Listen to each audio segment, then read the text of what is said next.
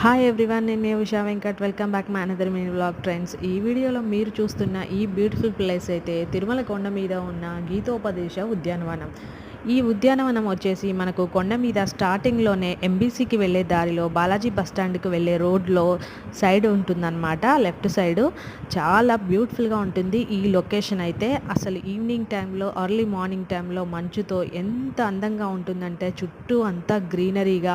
ఇక్కడ special attraction వచ్చేసి శ్రీకృష్ణుడు రథసారథిగా ఉండి అర్జునుడు రథంలో ఉండే ఈ రథం అయితే అశ్వరథం స్పెషల్ అట్రాక్షన్ అనమాట. ఇక్కడైతే చాలా బాగుంటుంది.